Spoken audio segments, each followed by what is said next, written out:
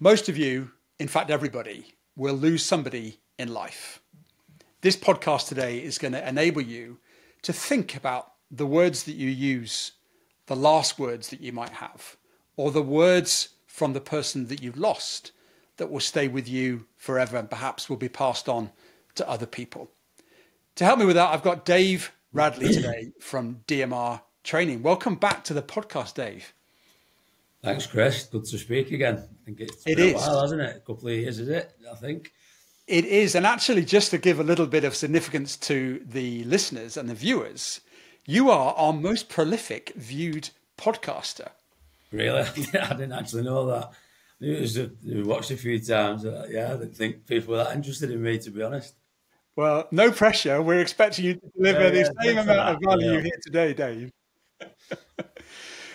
Last time round, we had a podcast. I guess life was pretty much, it seemed as though you had everything all worked out. Is that fair? You never have everything worked out, Chris, do you? But maybe I came across like that. Yeah, I've been on quite the journey. We discussed, obviously, the weight loss journey and the getting into marathons and reflection on, from doing the Goldman Sachs program and kind of rebranding the business and such. So it was a real journey. But yeah, things have twisted and turned and all kinds of things since. So I've learned a lot more, I think it's fair to say. And that podcast, I'll put it in the show notes, but it was all about, as you said, and we talked about it going from obese to marathon runner and the journey and the principles of how we take things one step at a time. And you gave us 3 takeaways. And again, I'll ask you to finish today with 3 takeaways. But what was one of those takeaways that we've just talked about that you would just like to reflect back as to be careful what you perhaps wish for? I think you just kind of think of not thinking you've got it all worked out, really. I think you go so far on a journey and you think, I've come a long way and I've learned a lot. And I think it's really easy at that point to just say, yeah, I'm in a good place, I'm fine, and that's kind of it. I think it's what comes next, and that could be anything. I know we're going to get into the talk about what's happened since, and how that's some real big life events that's happened since that's changed my mindset a little bit again. But I think it's always difficult to kind of, it's like anything, I can't remember the exact saying, but getting into the room and then staying in the room is different. The journey I'd come through and the reflection and the kind of the health kick, if you like, I dealt with stuff and the mindset type thing. It got me to a certain point, but then there's only so many times you can kind of keep repeating that. You can't go back to the start and come through the same journey time and again. It's how you kind of maintain that. And I think it's difficult. I think you've got to search. I think keep looking for more answers and take different, diversify sometimes to look for other ways to keep fresh as well, I guess. Mm. Tell us about your dad in one couple of words or one sentence that would typify what he meant to you. Everything. An inspiration. You say I get upset straight away and I talk about that, but yeah, an inspiration with everything and the way he brought me up, and he was there, he was present. And I know we're going to go into it now, so it's more than a couple of words, which you get from me, but yeah, inspirational. If I had to use 2 words, an inspiration and a best friend. Well, everything and a best friend. And I know we were here to talk about what we are talking about. I want to just reassure you that I'm right with you. I've lost my dad a few years before yours, but equally I was in my 40s when I lost him, and he was everything to me. In fact, I've got a picture of him behind me, and he's there. That's me climbing Kilimanjaro with him. Nice. And those moments that are so precious to me. But regrettably, you lost him. Can you just, I know it's really tough, Dave, but we're here to try to enable others to deal with that loss of somebody that's so important. Can you just explain the circumstances of how that happened and what happened? Yeah, sure. we was kind of going out about our business like we always did. I think I mentioned on the last podcast a few times about the relationship I had, where we used to go out for a drink on Saturdays for a few hours on a Saturday night every week, and with children playing sport, and my dad used to come watching them and stuff, and then other, we used to speak in the week about, what had happened with any football games or rugby games that had gone on. But yeah, we'd been out on the Saturday night. It was January 2023. We'd gone through Christmas and done the usual thing, and on the first couple of Saturdays in January, we'd gone out for a couple of drinks and such, and everything was fine. And then I got a call. One of the Saturdays we'd gone out, it was about, I think it was the Tuesday night. My mum rang me, the Wednesday morning. Excuse me. My mum rang me and said, I don't think your dad's too well. Can you just nip round? He's had a fall in the night. So I went round, and he was a bit confused. He'd fallen, and I don't think none of us thought there was a lot to it at that point. And we just kind of said, well, rest up for the day.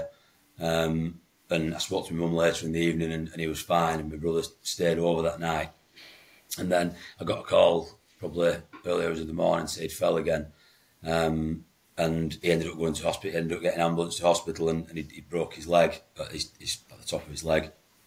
So they had to operate, but obviously they'd done a lot of tests and that to see what had been going on causing the falls, because, as I say, he was fine. I mean, he was going to the baths 2 or 3 times a week doing like swimming. He was still driving around, so there was nothing. There was no kind of warning or anything. And then they confirmed at the hospital he'd had a stroke, what do you call it, a TIA, not too serious at that point. So he'd had the operation. He came round, and when I went to visit he got in hospital on the Thursday. I went to visit on the Saturday, Sunday, Monday. But Monday, he kind of made a full recovery, so I was chatting away, and I thought, yeah, and on the Saturday he had the operation. They said it was a bit of a risk, so it was a really tough day. And when he'd come through it, it was, I got this feeling it was just pure relief and quite euphoric, really. I remember being at the kids, I'd been to the gym actually, and I came out and I got word, and it was unbelievable. So the emotions, it was a roller coaster.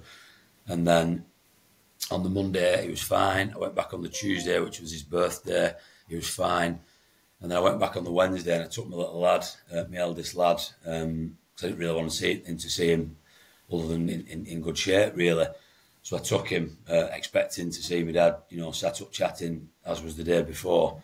And then he was just out of it, really. He was just unresponsive, and I kind of said to my little boy, I kind of just walked him out, and that was tough in itself. And I think I knew deep down that was the last time a little lad would probably see him. Excuse me. But yeah, so they confirmed later in the evening that he'd had another massive stroke to the other side of his head, and then everything from that was just, he never recovered. So I was obviously going to the hospital, as you do, in the lead into that. We went to see the doctors regularly. They was fantastic, to be fair. They looked after him. But yeah, that was the kind of slow road to the inevitable, really. And he passed away a couple of weeks later. And yeah, that was kind of that. So you arranging your thoughts, and you change your mindset, and right, how am I going to deal with this? And prior to that initial stroke, were there any indicative signs there? You said he was in the pool, and obviously he obviously maybe took care of himself. But was there anything there to suggest that there was a hidden stroke that was coming along? Not that I knew of. I mean, I wouldn't say from a stroke point of view, no. I mean, he was having regular kind of checkups at the doctors and stuff like that, and everything was fine. Even when he went into hospital, they were saying, his levels of everything were fine. But if I'm really honest, and I guess this is just maybe just something on the depth of my relationship with my dad, and I've not probably said this to a lot of people, but I went on holiday at Christmas, and I was away for New Year. I usually go away at New Year because everything kind of shuts off with work.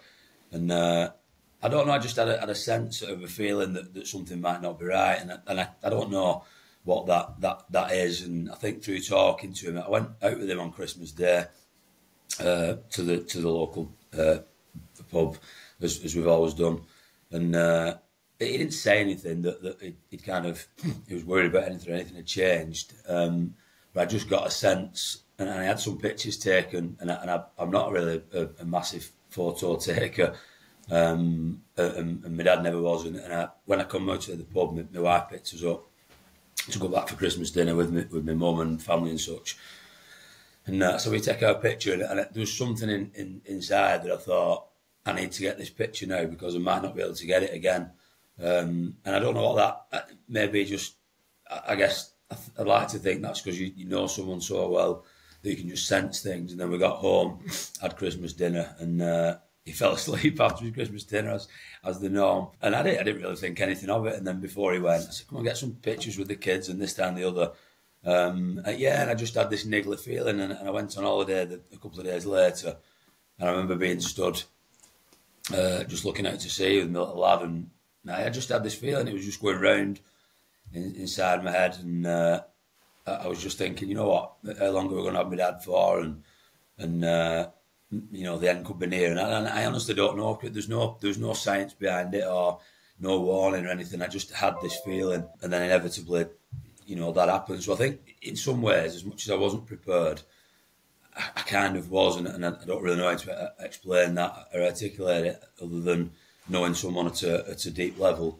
So I was kind of half prepared, I think, if that's a thing. I remember with my own father's passing, and I journal a lot. It's something that definitely helps with my own mental strength. And I journaled, I lost him in the September of 2019, but I journaled in February of that year. And the page just simply says, something's just not quite with Dad. I can't put my finger on it, but there's something about what he's doing or the things that he's saying that I'm just worried about or anxious about. And I've urged him to go and see the doctor. And of course, you know, I plagued him quite a lot to dig deeper on the diagnosis. I just said, look, I don't know what it is, Dad, but something's just not quite right.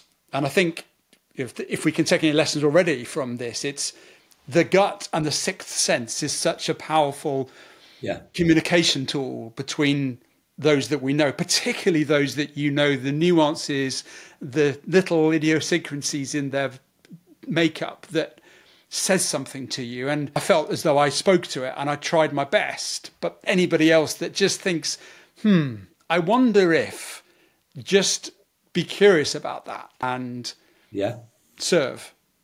Yeah, I agree. And like you say, you don't really know where it comes from, do you? But it's just there, and it niggles. And I suppose with my own children, I hope that they get that. I mean, I know my eldest two boys, they've been really good. I mean, I very much think like the process that I went through with everything I've just spoke about from when it happened, they've been there for me.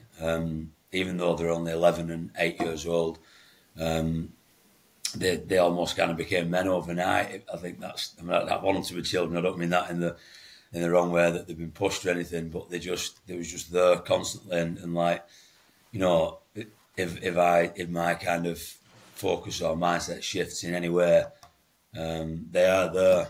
You okay, Dad? You okay? You okay? What's the like? It's as though they're already developing that, which is nice. And I think them seeing me go through what I went through and being part of that journey, I think it's helped them and developed them as well, because obviously, you know, we're all going to have to go through it at some point. Well, let's just focus on that a little bit if we can. And obviously, you know, my huge condolences to you and the whole family, but you've got two roles to play there. One is your own grief as the son of your father, but also it's the messenger of your children and their grandfather passing. So is there anything that you did then that you thought was bang on and correct? And also with the benefit of hindsight, is there anything that you think we could do differently with our communication about passing on the message of loss? Yeah, I think at the time, I mean, when it happened, on the morning, it was the early hours of the morning, I came home. I thought, I'll tell the kids in the morning, and I told my eldest boys who were close to him, and it was probably one of the worst days of my life so far. I mean, they both just broke down crying, and we all just cried together. And for a long time, and that was tough. But we just kind of collectively, and like I said, bear in mind at the time there was only 10 and 7 years old. I think Joseph was 7, yeah, or even 9 and 7. But they kind of threw their arms around me, and all they could say was, "Are you all right, Daddy? Are you all right, Daddy?" It was really selfless for them, and we just decided together that we're going to make him proud. So that day, literally, I went for a run in the afternoon, and I was still training for Manchester Marathon, and that was my way of saying, you know what, I'm going to make you proud, and I'm strong. And my lads, they went training in the evening. We went to the regular sports training, and we kind of made it business as usual. But it wasn't business as usual, as in we was hiding from it or putting it to one side. We'd talk about my dad most days, so it's not something that's been hidden. So I wasn't kind of running away from anything, or at least maybe I thought at the time. I mean, on reflection now, is it the best way? Is it not? I mean, I'm not the type of person that can sit there and talk about it all day. But yeah, that's what we did. And then since that, everything became about Grandad's legacy, and you know, the kids, the what they've achieved since, in sport, in school, as people, more than that.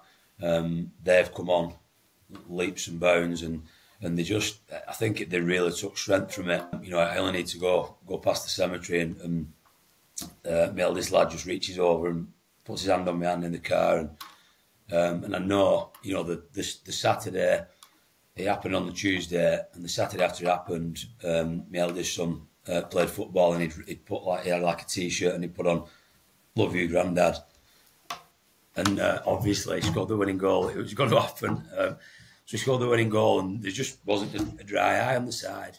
He was heartbroken, and he scored, took his shirt off, and then he just celebrated, and then he just kind of, you can see him, he just wiped his eyes with the shirt, put it back on, and they've just kind of, even if I'm feeling a bit upset about it, emotional, like, they'll come over and say, "You're doing him proud, you know," and you know, they've just stuck together. So I think we just threw ourselves into everything. We have since, and the way they've achieved what they've achieved, and the mindset. I mean, I do sometimes think that, you know, they're young, and maybe that's a lot for them to take on. I mean, that, you know, they're watching videos, mindset videos, YouTube clips of sports people, leaders, which is what I do. And I know they get that from watching Dad and stuff. And I mean, the eulogy was all about legacy and what my dad. And I remember telling you at the time that the church was packed and the people coming. Well, let's get to the eulogy in a minute, because it's such an important part of the process.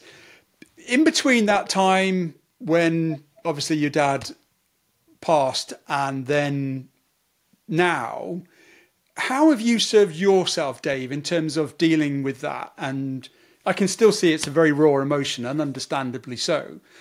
How have you served yourself to speak to yourself in a compassionate, empathetic and supportive way for you? I probably, like I said about the boys, I threw myself into everything and dealt with it in a way that I'm going to keep making him proud and keep him busy, really, because, you know, your mind, you know, everything you look at reminds you of them, doesn't it? You know, and you're thinking, wow, how long is this going to last? And you talk to different people, and like I said, I never hid from it. I mean, you can tell, you know, I'm an emotional person anyway, and I'm not, you know, afraid of showing any emotion. I think it's a human thing. But yeah, I'm involved in everything from the day to afterwards, and whether it was the sport, the business, and I didn't kind of say, I'm having some time out, or I'm putting a pause to anything. It was like, let's go and get it, and let's do him proud, and I did do. And I think leading into this year, I probably started feeling a bit knackered or whatever. I think, I'm not sure there's the right term for it. And I was thinking, I don't want to burn out with it. I don't want to take it over the edge. So I was thinking, right, I need to think about this and what's the word? Be a bit kind. I'm not a fan of being kind to yourself, but be a little bit kinder to myself at times. So you know, I was due to do the Manchester Marathon in April this year, and I didn't do it because I thought, you know what, I've got linking up at the end of the year and stuff. Whereas before, I mean, at the time, it's probably worth mentioning, my dad passed away. I was in the middle of training for the Manchester Marathon, and I just carried on, threw myself into it, and perhaps, don't know, looking back, should I have cut myself a bit more slack? I'm not sure. And I do think over the last kind of January onwards, I'm not sure there's any science behind it, but I think grief's caught up with me a little bit, and I felt a bit differently about it. I've still wanted to go and get everything, and I'm still doing that. I think it's in my nature, but at the same time, I've felt bits of lulls where have been a little bit unexplainable, where I've thought, and I spoke to my mum quite a bit, and especially January, February, because January was my dad's birthday, it was when it happened. February was when he passed away, and the funeral and such, going into March. And I won't say it comes to the forefront of my mind. I mean, it's always at the forefront of your mind, but I think towards the end of last year, the whole thinking about my dad all the time, it kind of broke up a little bit, which in some ways, I think I wanted it. I kind of spent all that time trying to focus on things, and then when I felt my mind breaking away from it a little bit, it was like, I'm not sure if I like this, because I felt like I was losing that closeness, if that makes sense. So then into this year, it's been a case of, right, it's almost like another layer, really. So I've had to think, right, well, not everything, I'm not linking every single thing to making my dad proud, and I'm not saying that period's over, I'll always do that, but maybe subconsciously the energy for that had kind of subsided a little or waned. So it was like, right, what can kind of make me tick now? And maybe that's grief catching up. You speak to people. My mum had a little bit of a similar period in January, February, where she had a bit of a, let's say, a wobble. And we both went through a period, a couple of weeks where we weren't too well. And I think it was that. I think, grief catches you in different ways, and maybe 12 months down the line, it caught me in a different way. So I've just tried to reflect a bit more on it, really, and not throw myself into everything, which doesn't come easy to me. We talk on my channel a lot about speaking and serving, and you had an opportunity to serve both your father and your family and those people that went to his funeral celebration. How did that happen in terms of you and your brother and your mum talking about Dave's going to do it? Yeah, I think because I think an easy answer is because I do stuff like this that I'm doing now that like I'm capable of doing it. I think that's an easy answer, because they don't really do. So there was no hesitation. It's like, well, your name's on the tin, and off you do it. Yeah, There's no negotiation on that one. It's like you're doing it. No. I mean, my niece did a speech as well, and that was lovely. And she's very much like me. We've always had a nice relationship. I mean, we worked together here at DMR, and so she was like saying, she was texting me at the time, do you think I should do it? I said, if you want to do it, you must, despite whether you've been, it kicked in again, despite if you're afraid or you worried how it might go, don't not do it and then regret it. So she did one before me, and then I did mine. Talk to us about some of the steps then that you took to prepare for the content, and then also prepare yourself to be the best version of you on the day. So first of all, just in terms of the content, did you look for assistance? Did you just do it off the cuff based on what you wanted to do? Tell us about that.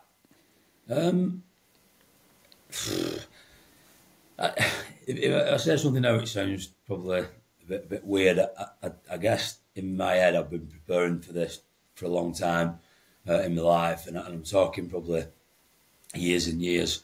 And I always thought, when that time, I always used to say to people that the biggest fear in my life is losing any of my parents. So I'd had this thing going around in my head that I wanted to do it when the time came. And I don't know if this is kind of strange to some people or not, but like I kind of made notes and started making notes. And what the process I said I went through over Christmas that year just beforehand, I'd started to start processing this in my head. So I was that kind of convinced that things weren't right, I guess, which is a story in itself. But yeah, I just went about it as I would with a presentation, something where I thought, right, this is going to be really tough because I'm going to be stood in a place where there's going to be a lot of people, and I knew he was well known and well respected, and you know the church was literally full, and then outside the church there was people all over the outside. So I started writing it, and I got bits of info from my mum. I got bits of info from my auntie Dorothy, who's my dad's sister, who I'm close to, and we kind of talk all the time anyway. Just little stories from when he was young and stuff like that. But it wasn't easy in writing it because from an emotional point of view, I mean, I sat at the kitchen table for about a week writing this, and every time I just ended up in floods of tears. Go and make yourself a brew, come back to it, and then because you're just going through every single thing you've been through with them. And you know, I'd said to my wife, "Can I read this bit out to you?" I'd read it. I was in tears again. Common theme with me, Chris. I was in tears, but then I think because I think that the main thing was with it is I did everything with my dad from being young. I was so close, and from when I played rugby, I think. In 20 odd years, I can count on my hand how many times he missed watching me. When I'm not going to go into the full eulogy, which I could easily do.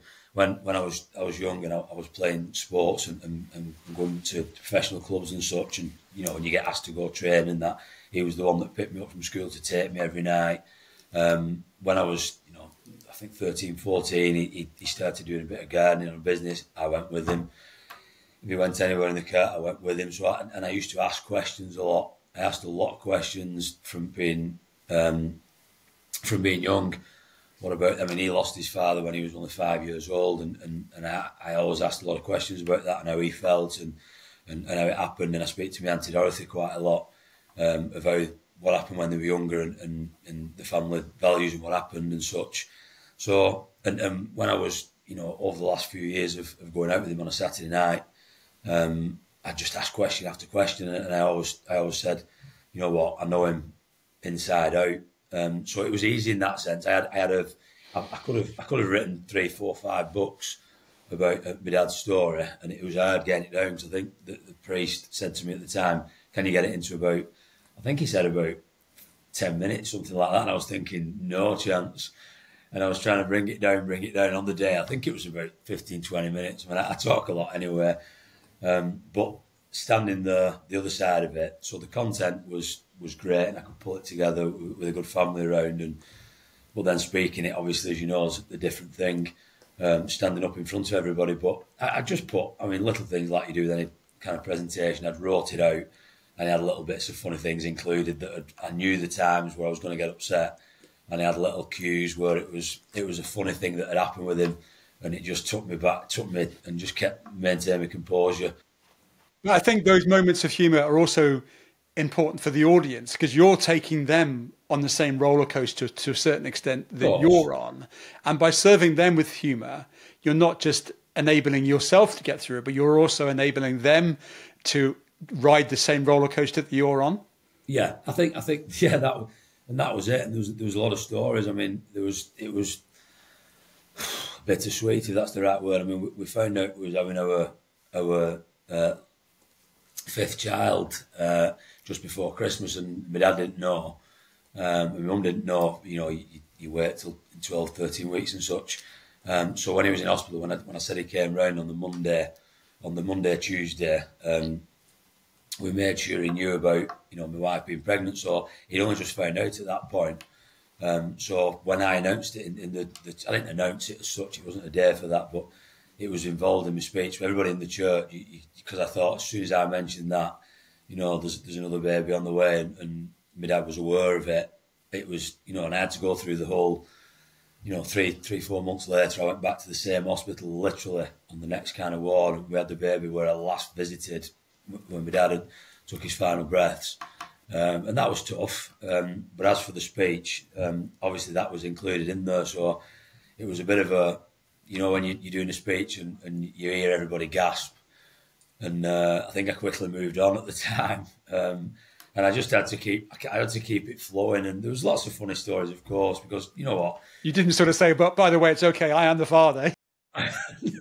Probably should have done. I think that would have probably gone down a bit better. But yeah, it was good. It was, you know what, it was nice. I was proud to do it. But it was, you know what, it was also a celebration. You know, somebody who's lived a good and full life, and that got me through at the time. And going back to the stuff with the kids, I used to say, you know what, and I still say he had a good innings. You know, if you get to in your 80s and you're healthy, and he didn't suffer, and you know, and I just took the positives, and I still do. Like I say, it might have caught me out a little bit with, I suppose, just the kind of burnout symptoms and stuff. That the fact of throwing myself into everything to keep my mind occupied, I think, has then rebounded a little bit. It hasn't stopped me doing anything by any stretch. But yeah, it was all about keeping positive and just being grateful for what I'd had rather than what I'd missed. You know, going back to his dad dying when he was 5. I talked to my Auntie Dorothy a lot about it, and my dad used to, most Saturdays, and I think now with the way I maintain and talk about my dad a lot, I mean, keep in mind he lost his dad when he was 5, and I was still going out with him in his 80s, and most Saturdays that conversation about his dad's funeral occurred, which I always thought, you know what, that's still kind of fresh in his mind and still a big part of his life, and he could tell you what happened on that. He was only 5. He could tell you where my Auntie Dorothy were, my Uncle Alan were, you know, his brother and sister. And I've reflected on that a lot myself, because I think, well, is that what's going on? And I've got something that you might come to it in a question of the things I think I've thought about since and what I would have said and not said, but I think we might be going into that at some point. Well, go ahead now. You've kind of opened up that Aladdin's chest to say that there's more in there about your insights. So yeah, looking backwards now, what kind of things could you tell others to think about, talk about, or say that you've now packaged up as part of your future toolkit? Yeah, I think I've always had this thing of I don't do regrets. It's this, you know, there's lots of terms that kind of go about like that phrase, you know, you win or you learn, or if you want to put it in that way and such. But I don't think you should have regrets, because if you make mistakes, whatever, you've got to learn from it and move on. There's no point in regretting it. It's a pointless thing. And I think advice to anybody else is do what you can while you can. And I think with my dad, for years and years, I'd gone out with them on a Saturday and stuff. I think because we're all busy in the week and we've got jobs, and I mean, he'd been retired a long time, so he wasn't working as such after he retired. I mean, he retired at 65, and he was 85, so we had a long period of that. However, he kept himself busy. So my point is, he was going about his daily business in the week, so was I. And then on the Saturday, he'd come watching the kids, I'd have a chat with him. And then on Saturday night, I'd go out for a drink with him. And I could have, probably in the last 15 years, I could have gone for a drink with a whole host of people, but I knew that I wanted to make a big effort to go and do that with my dad. And when I used to go out, people used to say, you know, "Are you with him again? You know, you never miss, and this." And my response was, and I said it purposely in front of my dad. My response was always, "Yeah, I'm doing it now because there's going to come a day where I can't do it." And I always did it. So, and I thought, you know what, I'm going to keep doing this, and I don't have regrets. And I don't, Chris. I don't have regrets. So anybody what's kind of, I think you go through periods like that in your life where you think, I should spend more time with such a way, or I need to move this around. And if anybody's having those kind of thoughts, I would suggest do it now. Do what you need to do. I mean, I'm probably going through a bit of a process like that with my mum at the minute, because I don't go for a party with my mum on a weekend. I go and maybe see her in the week. I speak to her most days, and I'm conscious that I'm trying to move stuff around with work and take a bit more of a back seat and stuff. I've got the kids obviously as well, so whether that be my mum or my kids, you know, not just because people they're getting it later in years. I don't want to regret not spending adequate time with my kids or my mum or whatever, but. I think that process of, I've not really got anything that I wanted to kind of ask or say, and people were saying like, you know, when it's horrible to say in this term, when they're on the deathbed, you know, what would you want to say, or what would you know what, Chris, I had nothing to say, and I don't feel bad about that, because I'd said it all, and we just, I'd say it all umpteen times, and I say it to my mum, and I freely say it, or my family, including my dad's sister, my auntie Dorothy. I'm open. I think the lesson I got from that is you said do what you can when you can, but also I think you demonstrated that you say what you say when you could, and there was nothing left to say because you'd already said what you wanted to say, I think. And you had those moments of special time with your dad on a Saturday. Just thinking about your wife Elizabeth and her role in this, and so has she still got both parents and everything else? Yeah. And how is this experience now shaping you as a support to her or to other people that you love as to your role in that passing of their loved ones? Just the same kind of mantra, if you like, really. I mean, I think it's difficult because I think an easy answer is I'd be saying the same and spend time with yours and such. I mean, we have a group and stuff, and I'd always go down the route of we have a laugh and say, we're finally home, whatever.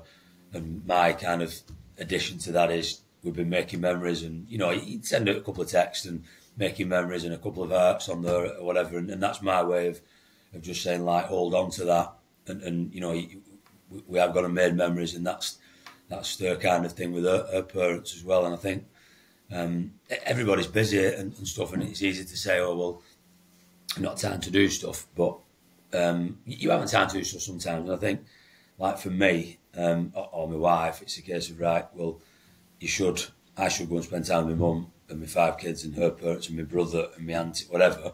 But I try, and it was quite easy with my dad because I could go on a Saturday when the kids had gone to bed and whatever, it was easy to do. But it's finding times when everyone's available, when everybody's not doing other stuff. I think it's quite difficult to do that frequently. I think it's just finding ways. I mean, when our kids play sport, Elizabeth's father and mother come watching them quite a bit, and it's just an opportunity for them to spend time with us, time with them. My brother will come watching kids play sport where my mum doesn't drive. She's never drove, and so it's different. So we'll take the kids and nip it to her house, or bring her into our house. But again, I mean, all those kind of dynamics, especially within 5 kids who 3 of them play sport, numerous sports, so that they're going doing things. So I don't want to hold them back. I mean, I suppose when I was a kid, you'd kind of go to your grandparents for a weekend, spend a few hours there on a Saturday afternoon, and then you'd all have Sunday dinner together, and I enjoyed that, and I look back on that fondly from my own childhood. But I think things have changed for right or wrong, and everybody's involved with sport. I mean, on a Saturday and Sunday, we've 2 lads already that are playing 2 different sports, so that's 2 days kind of gone. Every night it's the same. The third boy, he's also now playing sport. So we kind of, I don't know, I just try and take the opportunity to spend time, like the Germany trip, for instance, or Christmas or whatever. You just take the time when you can, but it's not always easy. And I think I am reflecting at the minute of the point where I am with the business, where it's grown to a point where I can step out a bit. And it is successful, and it's grown a lot over the last few years. I can spend more of that time with the people around us, but me advising other people, I think it's important not to lose focus on your own kind of dreams and aspirations too. And I don't mean to sound ignorant with that. You can put everyone else first, but there's a big thing, and you'll know this, Chris. I'm not very good at saying no, and you can commit to a lot and burn yourself out. And I think I've probably done that over the last 12 months in trying to be there for everybody. And someone, a good friend of mine, his mum, who I live near, Josie, she kind of noticed it a few months back and said, you don't have to be there for everybody all the time, there is yourself. And yeah, I took a bit from that. There's not so much you can do, isn't there?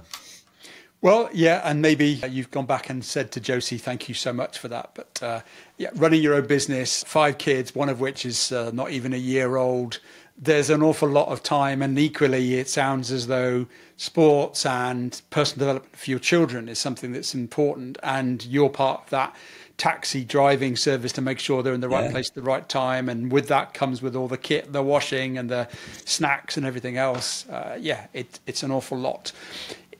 We're going to come to the end soon about kind of legacy and what this is meant to you and what clarion calls you'd like to give to people. Is there anything that I haven't asked you that you would like to have an opportunity to talk about loss, fatherhood, being a dad, that we've not touched on so far? I don't think so. I think I've covered it quite a bit there. I mean, I think the only thing I would say is when people say, what was an overriding thought that was going through in the period shortly after his passing? I think, when I said I had no regrets and there wasn't anything I'd wanted to say, there wasn't in that sense, but I also had this kind of, we used to talk about health quite a lot. I mean, imagine the conversation. You're probably going to picture now these conversations on a Saturday night. It was about him losing his dad and health and stuff like that. But we did have a bit of fun as well.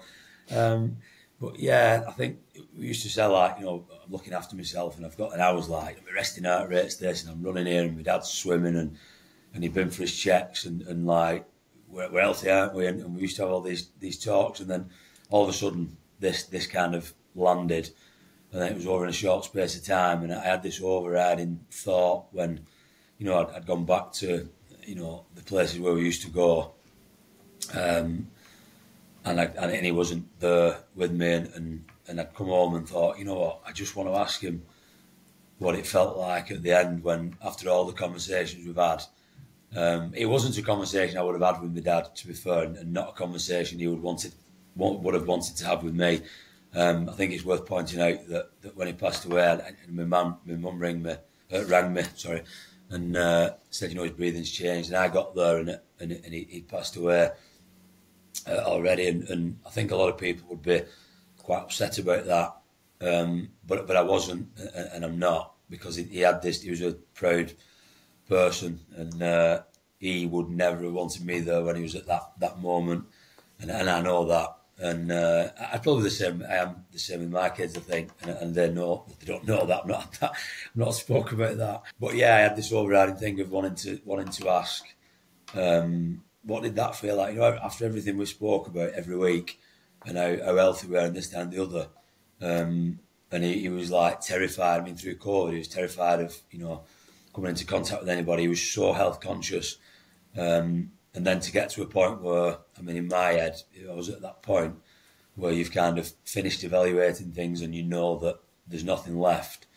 I don't know. I think I kept thinking, I'd love to say what was that all about? What did that feel like? And what would you look back on? And but I don't think there's many people get that opportunity. As I say, it was from my thought process, from a gratitude point that I'd had what I'd had and such. But yeah, that was the thing. And I suppose the only other thing is, like I said, back to the conversation with what I was having before, is I think it's important to notice people. And if anybody's going to go through what I'm going through, I think you do get to that point where, I come away from the funeral and I've got friends that I hadn't seen since school, or I don't see that much, and everybody was there, and you're all kind of arranging, we must keep in touch and we'll have a drink, and the conversation we had then about family, I think you start making plans to see everybody every day, because you're in this mindset. But I think it's also important to note that people do have commitments, and whilst I'm putting kind of the 5 kids first and not that friend there or that other family member there, I think it's important to recognise that as well. I'm going to try to close for you to look at yourself and think that at some point, let's hope it's 60, 70 years down the line, but at the moment, based on your juncture of life, what would be your 3 messages that you would like somebody to say, this is what Dave represented? I think the biggest one for me, I think for me to be remembered, I think transparency and honesty are big to me, whether that's one thing or 2, I guess it's 2. And I think me doing this now and I'm, people see me getting emotional or whatever, I think I've always been keen not to come on to something like this and say, you know what, Chris, I've got it all worked out and everything's gone great. And I have a great business and my kids are performing and I have no regrets, and that'd be, you know, wrong to say. And I know I'm kind of saying them things, but I'm kind of saying, well, this is what's happening, this is how we're going about it. But there's a lot of stuff that goes on in the background with that. A lot of emotion, a lot of pain, a lot of reflection.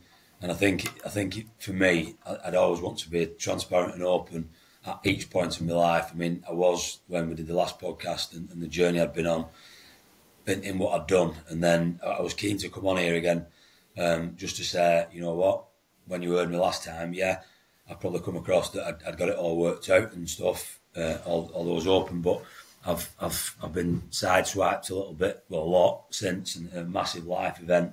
And that's made me think about things differently. I haven't changed my values, I haven't changed how I approach things. And yeah, as a result of my dad passing away and where I was, and the focus I have on legacy and carrying that forward. And I think I mentioned last time about the All Blacks mantra, leaving the shirt in a better place. I mentioned that it was the key part, the final piece of the eulogy. It was, you know what, he's had his shirt, he's left it in a better place, and it's now mine. But with that, has come a lot of success. I'm not going to lie about that or hide from it. We have come on leaps and bounds as a business and for the family and the kids. But I think I'd like to be remembered not for. I absolutely don't want to be remembered as a successful person. I want to be remembered as an honest, open, and transparent person who did his best to help others and represent my journey in the best way possible without kind of hiding anything. Okay. Transparency, honest, integrity, really like that. So you're now passing your shirt on to the rest of the nation, the world, your kids, your mum that are listening. What would be on the back of that shirt in terms of following you? What would they be reading? Your 3 values or 3 fundamentals? Yeah, I mean, apart from 2, which I'd always say is you know, keep your, I say the fundamentals, but they absolutely have to be, is keeping yourself healthy, so keeping your body healthy and your mind healthy. I mean, you know, the stuff that you put into your body or you don't put into your body, it helps you. If you've not got that right, you can't really make the decision you need to make. Keeping your mind healthy, I think what we're doing now and this openness and such, I think is, yeah, the people who you surround yourself with. I think keeping your mind healthy and in that place, in a good place, is good. You don't kind of live in an echo chamber of just what you want to hear.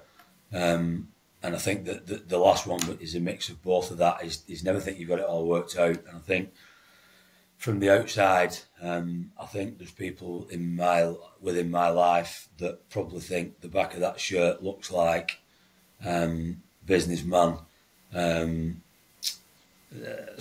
don't know, leader or wealthy or whatever you want to say. And that's not me saying, oh, I'm wealthy, whatever, but, you know, we have had a lot of success, but that's not what makes me tick. And I'm keen to say that even within meetings at work and stuff, that's not what's written on your shirt or your gravestone or whatever. You made that money or you know, you did that good. You know, my job is to be a parent, a father, a nephew, an in-law or whatever. And that's all I'm trying to do. I'm just trying to navigate my way through and help others. I mean, the whole vision of the business is give more people opportunities to reach their full potential. And obviously my kids come first in that. But yeah, I think with that, saying never think you've got it all worked out, I see lots of people that are going on things like this. I see a lot of people that are putting stuff out, especially in the world of social media, where people are documenting their lives on there. And you know, it's a well-known thing, you know, that they always put the good stuff, don't they? That here we are and our kids are doing this and I'm doing that and I've had a good week. And well, if I was following your shirt, I think it would probably say, I've grafted, that's why I'm here. Because you've definitely put the work in, but you don't get out for out in this world, do you? You've got to put the work in order for the success to happen. And I think a lot of the problems that sometimes stem from entrepreneurship or business or society, that it looks so easy to have success because that's what success is shown.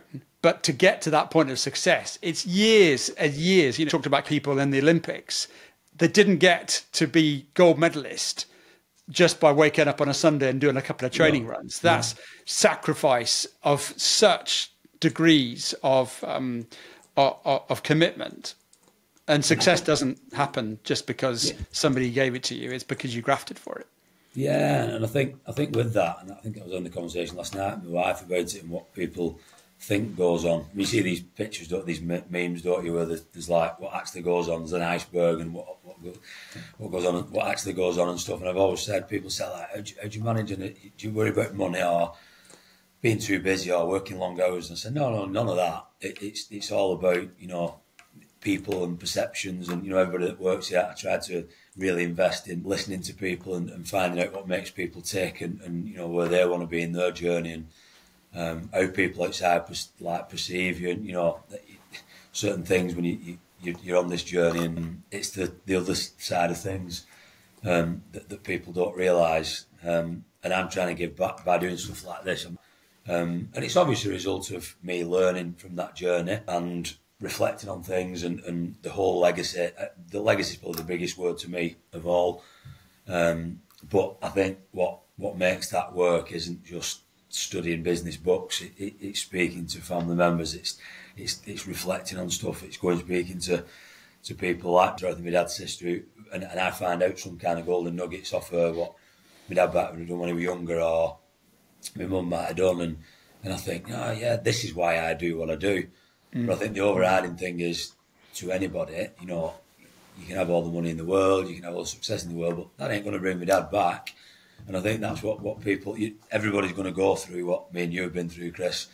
Whatever you're doing at that time with work, sport, business, whatever, you still got to navigate through it. And that's something we all have in common. So I would sooner talk about that than tell people how good my kids are at football or how good a business I've got. It's about life at the end. Yeah. Well, just in case anybody's curious, it's dmrtraininglimited.co.uk. Have a look it up. But we're not here to talk about that. But just to clarify what DMR stands for. Dave, I want to appreciate you for your candidness, your vulnerability. I think a lot of times, particularly as men, we put on this bravado and this shield and this, even a mask sometimes, of we've got it all figured out. And even in communities of perhaps where you work and live, we're put up as this representation of we've got to be strong, we've got to be tough. And today you've brought a real sense of openness and transparency and honesty to something that is deeply passionate and deeply affected to your own personal self. So thank you for being honest. And I always say a message is worth sharing, and the ripple effect from one person's voice can go so many parts of the world. And I'm sure somebody today has heard some of the things that you've said and thought, do you know what? That's bang on that. So thank you very much. I hope so, Chris. Yeah, thank you. Thank you. I hope it was okay for you. It was great. Really good. Thank you so much. See you soon. Thank you.